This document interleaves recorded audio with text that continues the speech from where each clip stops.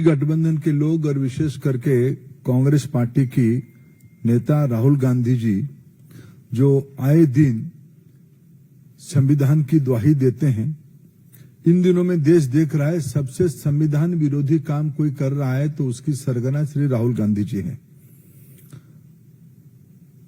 Congress party की दिशाहीनता की और उनकी ये दुविधा बन चुकी है। एसआईआर, चुनाव आयोग, चुनाव की प्रक्रिया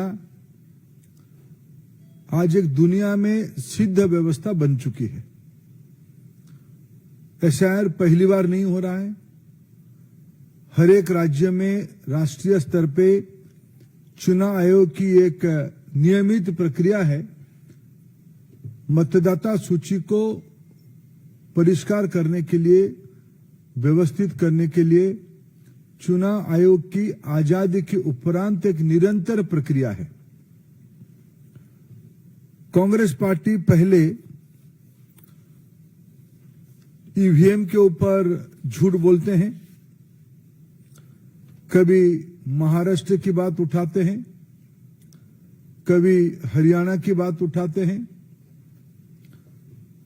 झूठ की वो एक नया पहाड़ बनाते हैं। पिछले विशेष करके 2014, 19 और 24 में और उन दिनों में कांग्रेस पार्टी अनेक राज्यों में निरंतर पराजय के कारण एक बैंकरप्सी की स्थिति में पहुंच चुकी है। कोई स्पष्ट मुद्दा हाथ में नहीं है, कोई नीति नहीं है। एक रिएक्शनरी फोर्स के नाते ये लोग अपने राजनीतिक कार्यकलाप बना रहे हैं। पहले इन्होंने ईवीएम को मुद्दा बनाया था, फिर राफेल पे झूठ बोले, फिर सीमा के ऊपर चाइना के साथ हमारी डिस्प्यूट को चाइना के साथ दिए, भारत की सेना को, भारत की संप्रभुता को इन्होंने प्रश्न उठाया, जिसके बारे में न्यायपालिका ने शायद आजाद भारत में कोई राजनीतिक व्यक्तित्व के ऊपर इतनी कटु टिप्पणी दिया होगा कि आखिर बताओ आप है किसके साथ हो। मित्रों, इसीलिए मैंने कहा शुरू में एक वैचारिक दिशाहीनता की और दुविधा की समूह कांग्रेस पार्टी और उसकी नेता राहुल गांधी बन चुके हैं। लोकतंत्र में उनकी कोई लोकलाज बची नहीं। अराजकता धीरे धीरे अहंकार के साथ मिलते हुए देश में एक अस्थिरता पैदा करने की एक सोची समझी रणनीति ये है। आप चुनाव जीतोगे तो सारा विषय सही है, अब चुनाव हारोगे ये सारा विषय की अव्यवस्था आपको ध्यान में आती है। मैं पिछले 2-3 दिनों में जो वाद विवाद हुए, विशेष करके मैं भारत की मीडिया को धन्यवाद देता हूं। उन्होंने फैक्ट चेक कर करके लगभग सभी टीवी चैनल्स ने राहुल गांधी जी की एक एक झूठ को प्रमाण आधारित बेनकाब किया है, पर्दाफाश किया है। जिनको टेक्नोलॉजी के बारे में, जिनको चुनाव आयोग की प्रक्रिया के बारे में, जिनको देश के बारे में सामान्यतम ज्ञान नहीं है, कांग्रेस पार्टी की और विरोधी की वोट बैंक की राजनीति ही सिर्फ राजनीति बची है। घुसपैठियों को वोट दाता बना के, वोटर्स बना के वो अपनी राजनीतिक रोटी सेकना चाहते हैं।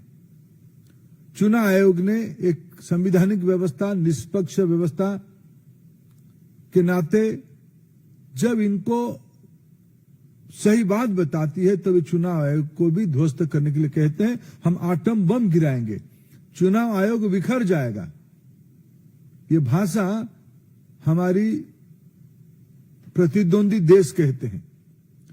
बड़े बड़े शक्ति जो भारत में भारत की प्रजातंत्र को विखारना चाहते हैं, उन्हीं की यह भाषा है जो आज नेता प्रतिपक्ष की भाषा बनी है। मित्रों, मैं आपके माध्यम से देश के सामने इस विषय को फिर दोहराना चाहूंगा। आपको मुद्दा पे अटकनी चाहिए, मुद्दा आधारित राजनीति करनी चाहिए। सिर्फ घुसपैठियों की मन में डर पैदा करके, किसी वर्ग की मन में डर पैदा करके आप न प्रधानमंत्री नरेंद्र मोदी जी की नेतृत्व, न देश की जनता की फैसला या देश की संवैधानिक व्यवस्था को आप बिखार सकते हो, आप उसको तोड़ सकते हो। कांग्रेस पार्टी को फिर मैं अपील करता हूं, समूचे विरोधी को मैं अपील करता हूं, आपको संसद में जो विषय उठाना है वो आप उठाइए। आपने ऑपरेशन सिंदूर के बारे में चर्चा के पहले बहुत हवा खड़ा किए थे।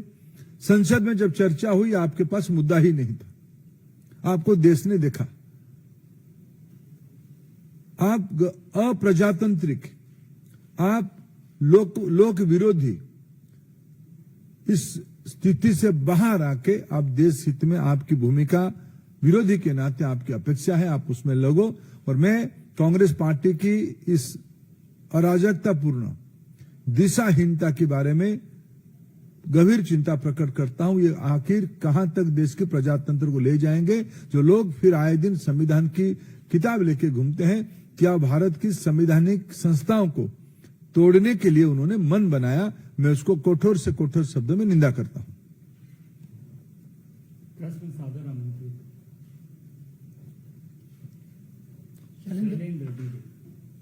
राहुल गांधी ने कथित तौर पर जो दावा किया, चुनाव की तरफ से कहा गया कि या तो माफी मांग या फिर हलफनामा दे, उस पर कोई जवाब नहीं आया और प्रदर्शन करके चुनाव आयोग तक जा रहे हैं। नहीं, कोई प्रदर्शन या अराजकता करना चाहते हैं। ये कर्नाटक में गए थे, 2 दिन पहले रैली करके कुछ विषय उठाए। कर्नाटक की चुनाव आयोग की जो ऑफिसर है उन्होंने कहा अगर इसी विषय को आप कहना चाहते हो तो आप एक एफिडेविट के माध्यम से बताओ।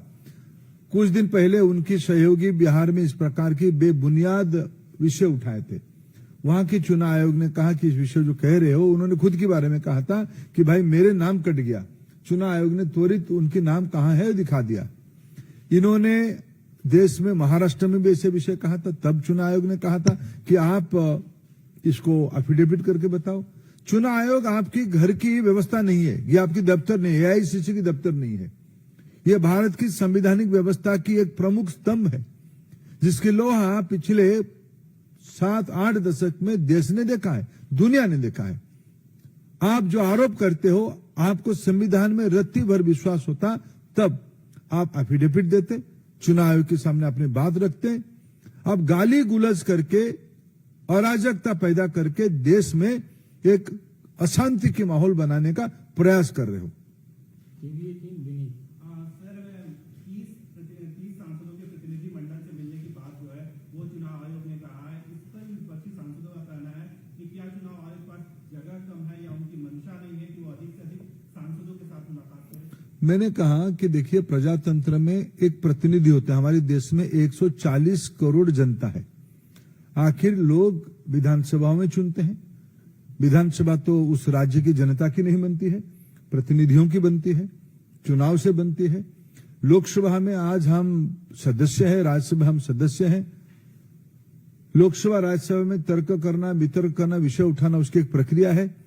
चुनाव आयोग भारत की एक संवैधानिक व्यवस्था, उसको कोई भी मिल सकता, कोई मिलते हैं, सामान्य वोटर भी मिलके जाते हैं। आजकल टेक्नोलॉजी के जमाने में चुनाव आयोग के सामने उनके पोर्टल में कुछ विषय रखो तो तुरंत उसकी उत्तर भी आती है, वोटर्स के संबंध में और कोई जानकारी के संबंध में। अगर विरोधी पक्ष आज उनको मिलना चाहते थे, शायद मैं अभी तक आते तक, मैं तो चुनाव आयोग हूं नहीं, चुनाव आयोग उसकी स्पष्ट करेगा, लेकिन मैं आप लोगों के माध्यम से, मीडिया के माध्यम से जितना जान रहा था, अभी यहां आने तक उनको चुनाव आयोग ने 30 प्रतिनिधि को मिलने की अनुमति दिया है।